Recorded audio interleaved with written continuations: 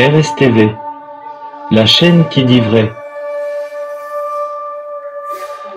Abonnez-vous massivement et restez branchés sur nos antennes. Notre devoir est de vous informer. Shalom à tous nos bien-aimés, vous qui avez l'habitude de nous suivre à travers le monde, que Dieu vous bénisse. Voilà, nous sommes là pour vous servir à travers nos émissions, nos programmes. Tel que vous le savez, ici on dit que la vérité, dire la vérité, c'est notre devoir. Ce matin s'intitule « Les cris d'alarme des enfants nés dans le message du temps de la fin ». En cela, nous allons recevoir tout à l'heure l'un des pasteurs avec qui nous allons présenter cette émission. Bonjour très cher pasteur. Bonjour, bonjour ma sœur. J'espère que vous allez bien. Oui, par la grâce de Dieu, Dieu nous protège, on est là. Je salue aussi tous nos bien-aimés qui nous suivent partout à travers le monde. Nous sommes très heureux et je souhaite me faire le meilleur à tous ceux qui me suivent.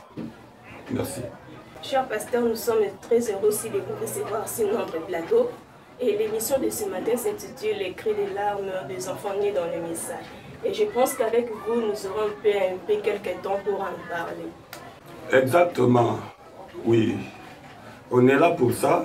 Notre mission, c'est la prédication, c'est l'évangélisation, c'est montrer au peuple de Dieu la vraie version de la parole de Dieu pour que le peuple de Dieu soit béni.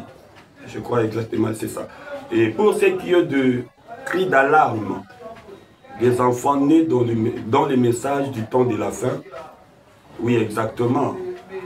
Ça me donne déjà l'idée de comprendre quelque chose de plus profond lorsque tu parles des cris d'alarme des enfants nés dans les messages de Frère Branham. Je ne sais pas moi, on est là disposé. Et nous allons devoir vous aider, vous nos enfants. Ce n'est pas un problème, c'est notre devoir. Nous avons trois petites questions avec qui nous allons discuter avec vous ce matin. Nous les enfants qui sont nés dans le message, nous sommes venus vous trouver, vous nos parents, dans ce message. Et nous étions obligés d'entrer. Mais, makambuko ils ont les kanakats ce message, ils ont les bisana biso mokubana. Nous allons commis tout nanana. Problème est tel que problème de division, conflit pastoral, de gestion et de leadership. Que pouvez-vous dire en cela? Oui, exactement. Cri d'alarme Nabino, c'est quelque chose de vrai. Il y a trop de problèmes actuellement dans le message. Même biso parents Nabino, ça nous inquiète beaucoup. Et moi-même, personnellement, je me demande pourquoi tout ce que nous voyons. Il y a pas mal de problèmes, tels que au cité, conflit pastoral, mégestion, division, pas mal de choses dans les messages. Et tout cela a une bonne raison d'être. Frère Branham était un prophète complet. Il n'était pas un demi-prophète, non. Et le message de Frère Branham, quand nous lisons ça, nous trouvons qu'il n'y a même pas de choses où Branham a laissé en suspense, il n'y en a pas. Dans ce message, on se demande, est-ce que Frère Branham n'a pas parlé, n'a pas prêché sur l'ordre de l'Église? Enfin, le Frère Branham a prêché 2 fois l'ordre de l'Église. La première fois, il a prêché en 58. Et la deuxième fois, il a prêché en 63. Frère Branham a tout parlé. Même pour ce qui est de l'évangélisation, il a tout dit. Mais pourquoi tous ces problèmes que nous remarquons aujourd'hui dans les messages? Pourquoi tous ces désordres? Moi, je pense que l'unique chose que nous pouvons retenir dans tout cela est que l'évangélisation n'a pas été bien faite. La première personne qui a amené le message ici, c'était le pasteur Mukuna, qui plus tard s'était fait lui-même Dieu. Il était devenu l'objet d'adoration, il imposait les gens pour qu'ils l'adorent. C'est ce qui avait créé un peu de méli-mélo. Mais si je peux avouer, l'unique église qui a été commencée selon peut-être le principe du message, c'est celle qu'avait Mukuna. Parce que Mukuna a commencé avec des gens qui venaient fraîchement des dénominations. Mais après Mukuna, c'est là où le problème commence. Mais pour te répondre, Branham a prêché l'ordre de l'église. Il y en a dans les messages de frère Branham. Si je peux recadrer un peu ta question, c'est beaucoup plus sur l'évangélisation. Parce qu'une église ne peut commencer que par l'évangélisation. Est-ce que l'évangélisation a été vraiment bien faite? S'il vous plaît, pasteur, oui. En vous écoutant parler, j'ai comme l'impression qu'aucune église ici à Kinshasa a suivi les principes normaux d'évangélisation, comme l'a dit frère Branham. Tout à fait. Moi, je dirais, aucune église n'a commencé selon les principes du message ici à Kinshasa. Si je peux au moins prendre un exemple qui peut être le bon ou le meilleur. Moi, je prends l'exemple de Mukuna. Comme je venais tout à l'heure de le dire, Mukuna a commencé le message ici à Kinshasa avec les adeptes qui venaient des dénominations. C'était un rassemblement de gens qui venaient des dénominations. Le pasteur Barouti, il était de Nzambe Malamu. Et beaucoup d'autres pasteurs que nous connaissons, hein, tous ceux-là étaient venus des dénominations, ils sont venus, ils ont créé le message, et Mukuna a évolué avec eux. Malheureusement, à un moment, Mukuna va se faire Dieu. Et avec toute la mégestion peut-être que nos vieux là avaient constaté, ils ont décidé d'abandonner Mukuna. Oui. Mukuna a très bien fait son travail. Seulement parce que, je ne sais pas, il a été animé par quel esprit pour commencer à prosélytiser le message. Oui, c'est Mukuna qui était peut-être en ordre. Mais après Mukuna, c'est le désarroi. Le désarroi. Mais, excusez-moi un peu, j'aimerais parler un peu de l'évangélisation. Comment ça se passe exactement? Vous savez, l'église catholique au moins, total à ngambo ya mabe église catholique. Mais ngambo pe ya bien. L'église catholique a commencé l'évangélisation na terme na lolengo ezaya malabo. Bande koya ba komi na mboka.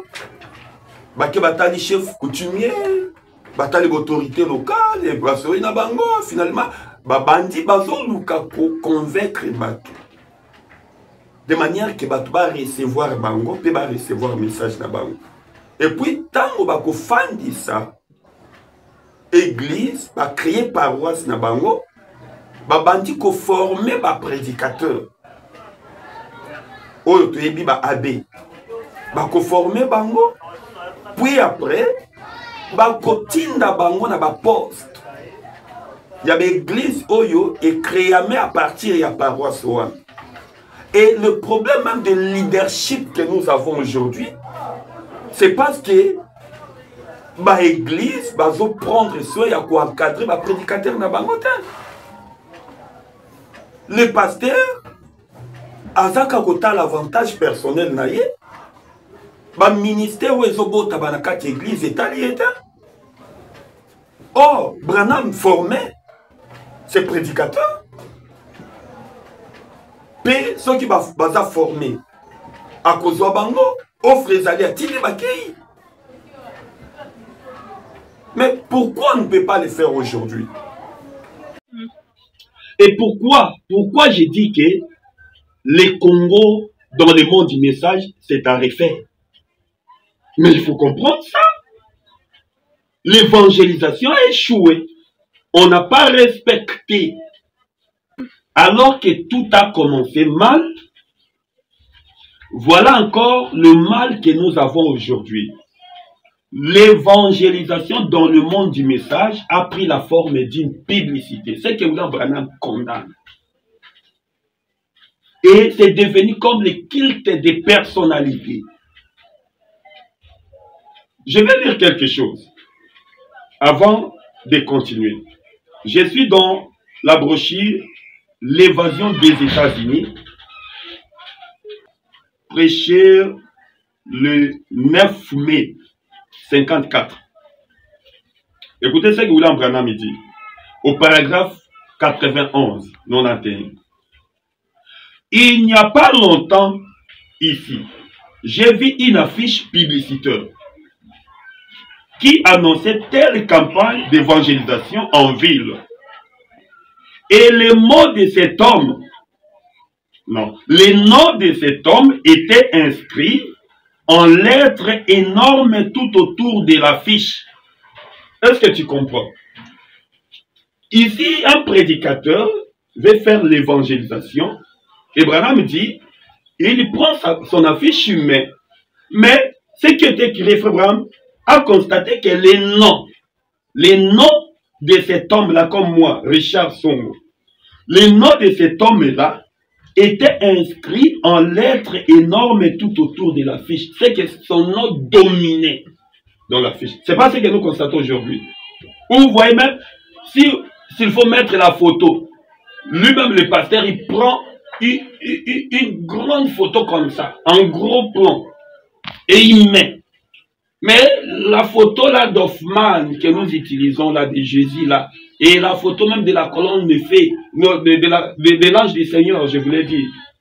Vous allez voir, on va réduire ça en petit comme ça et on met des deux côtés au bout. Mais lui-même le pasteur, en gros plan. Abraham dit ici que il a inscrit en lettres énormes son nom tout autour de l'affiche, comme ça. Et au bas, dans un petit coin, ça disait Jésus-Christ est le même hier, aujourd'hui et éternellement. Tout en bas, là-bas en bas, il écrit ça. Mais en haut, son nom, en grand caractère. Voyez un peu. Et frère, on continue, il dit, tous ces côtés sacrés qui appartiennent à Christ, ils les lui ont enlevé pour le projeter sur un homme. C'est que la partie qui devait être pour Christ, on a pris ça pour confier ça à un pasteur. C'est ce que nous voyons. Et quand l'évangélisation commence de cette façon-là, Dieu n'est plus là. Carrément, c'est l'homme, c'est le pasteur qui est en train de s'évangéliser lui-même. C'est ce que nous constatons. C'est le pasteur qui est là au podium. Et c'est lui, il parle que de lui-même. Il ne parle même pas de Christ. Pourquoi? Parce que, en gros plan, c'est lui. Christ n'est pas là. Vous voyez? Et quand ça commence déjà comme ça, un tel pasteur qui s'affiche lui-même au public et dans son église, il va afficher qui? Hein? Il va afficher que sa personne. Voilà pourquoi il y a des désordres dans les églises, parce que tellement que c'est lui qui est affiché. Les autres là ne sont que rien du tout. Et vous savez, Mutami Lingakaka, tant que Mutakomon a créé place na yezate. Et continue à faire ça. Abimate, abimi pas que vous savez, voilà pourquoi tout ça a une division et bénin la carte de l'église. Parce qu'au lieu d'évangéliser Jésus-Christ, les pasteurs s'évangélisent eux-mêmes. C'est ça que Branham dit. La partie sacrée, les côtés sacrés qui appartient à Christ, ils les lui ont enlevé pour le projeter sur un homme ou une église, sur une église. Nous sommes telle église, nous sommes telle église, nous sommes telle église. Je m'abstiens à citer le nom des églises. Mais en fait, on voit ça. Nous sommes de telle église. Et on enlève Christ, là où Christ devait réellement être. Et ce sont les pasteurs qui prennent la place de Christ. Vous voyez? Et il continue, il dit, ou une organisation quelconque, frère, je vous le dis, vous pouvez peut-être vous permettre du tape à l'œil, des bouffonneries à la Hollywood, comme ça, à l'église, mais dans la présence de Jésus-Christ, c'est lui qui doit être glorifié. C'est Christ qui doit être glorifié, pas un homme. C'est vrai, c'est la vérité. Ça, mon cher frère, ma chère sœur, c'est la vérité. Voilà ce que William Branham dit. Pour ce qui est d'évangélisation, si on pouvait prendre Christ et le placer en gros plan, et que nous, les pasteurs, venions après, on n'allait pas avoir tout ça. Et même dans les églises, si on pouvait prendre Christ et le placer avant, et que nous, les pasteurs, venions après, on n'aurait pas eu à avoir des problèmes avec nos collaborateurs, parce que les collaborateurs ne s'y retrouvent pas. C'est toujours les pasteurs. C'est toujours qui a les... Oui, le pasteur doit être là comme le représentant, je l'ai dit souvent, parce que Branham dit, après le Saint-Esprit, c'est les pasteurs. Oui, c'est vrai, mais c'est pas que les pasteurs deviennent le Saint-Esprit. Non, il ne devient pas le Saint-Esprit, il peut commettre l'erreur. Il peut commettre l'erreur. Il est un homme. Il est un homme. Et ses collaborateurs aussi pourraient l'aider du moment où il commettrait de l'erreur. Branham disait à tout moment que je suis votre frère. Je peux commettre l'erreur. J'ai aussi besoin de gagner les ciels comme vous. Et Paul disait souvent, je traite durement mon corps pour ne pas être rejeté après avoir prêché aux autres. Mais pourquoi aujourd'hui tout cela? En tout cas, pasteur, en vous écoutant parler, ça nous décourage de plus en plus. Parce que ceux qui viennent maintenant, papa a dit ce besoin qui tient le message, alors nous les enfants. Donc, comme on dit, papa, nous contrôler bisous à Zalité. Nous venons encore d'apprendre que le pasteur Yves Kalombo vient de quitter le message de toute son église. C'est pas vraiment le message. Ce qui nous parents besoin qui m'a parce que nous n'avons pas cru à ces messages, mais nous sommes nés en ça. Nous étions donc obligés d'adhérer à cela.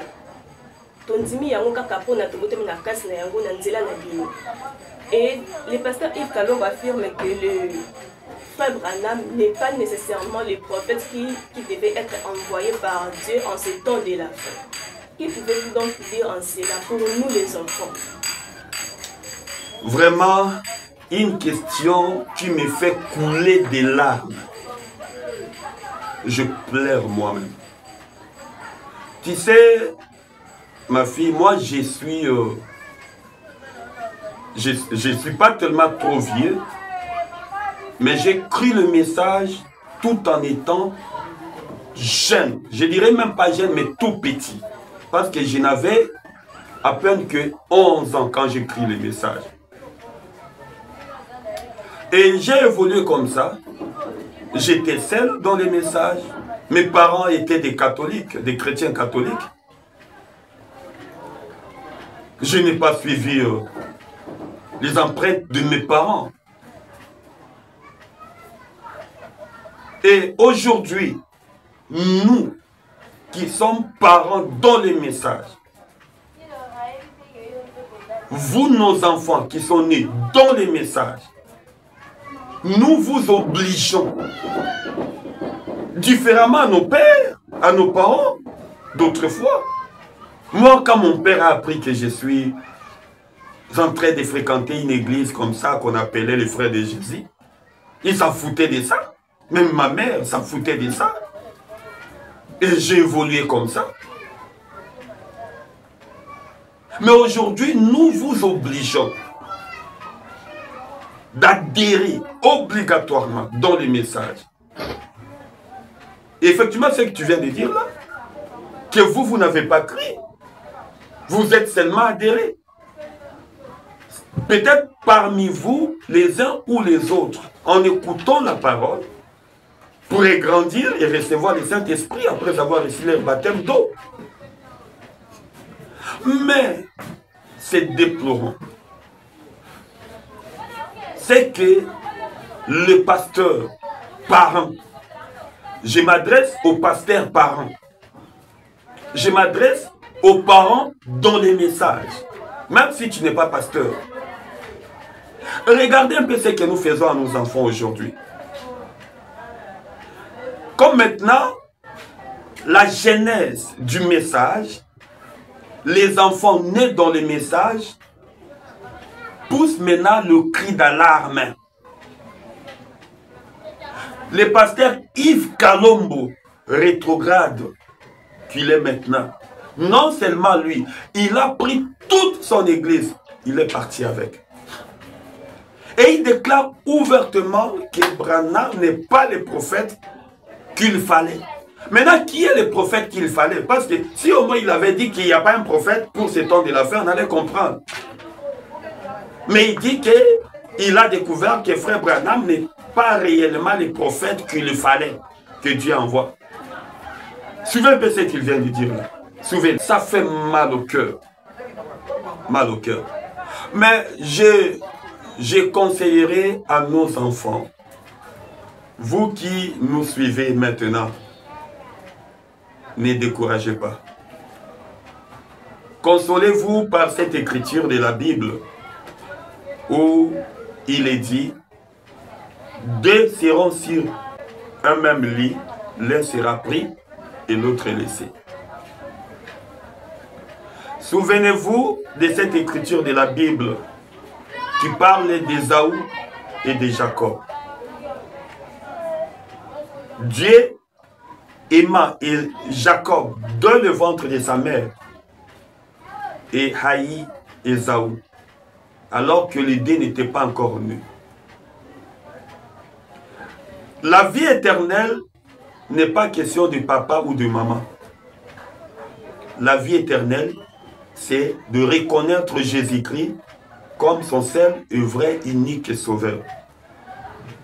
Et la vie éternelle, moi je dirais, c'est une révélation. Si tu n'es pas encore révélé de comprendre ce qu'est la vie éternelle, tu vas tomber dans le même trou où Yves Kalombo et son église sont tombés. Au nom des enfants du message, moi, je vous demanderai seulement de rester constant, de continuer à aimer William Branham, à aimer le message de frère Branham. Parce que ce n'est pas donné à tout le monde de connaître le mystère de Dieu. C'est ce que Jésus avait dit à ses disciples. Pardon, pasteur. Est-ce que l'évangélisation au Congo a échoué et que toutes ces églises du message ne sont pas en ordre? Oui, je dirais l'évangélisation au Congo a échoué, lamentablement. Bon, je ne dirais pas que toutes les églises du message au Congo ne sont pas en ordre. Là, même Dieu ne sera pas content de m'entendre parler de ça. Mais au moins, je dirais 90% des églises que nous avons ici à Kinshasa, même dans l'intérieur du pays, ne sont pas en ordre. Et je prends l'étiquette de Kinshasa. Tout à l'heure, je venais de parler de Mukuna. Mukuna a fondé l'église. C'était lui le pasteur fondateur. Et il travaillait avec ses collaborateurs. Et le bien-aimé là, tous ne sont pas encore morts. Les autres sont vivants. Ceux qui étaient avec Mukuna. Je prends l'exemple des pasteurs Mali, le directeur de la Voix de Dieu. S'il va suivre cette émission, il va avouer. Parce qu'une fois tout cela, il y a des témoins aujourd'hui. Mais le problème c'est quoi? Mukuna Mbombo. Oui, comme je venais de dire tout à l'heure, Mukuna a commencé son église. Selon le principe, il a rassemblé des frères. Ils sont baptisés. Lui, il était le pasteur fondateur.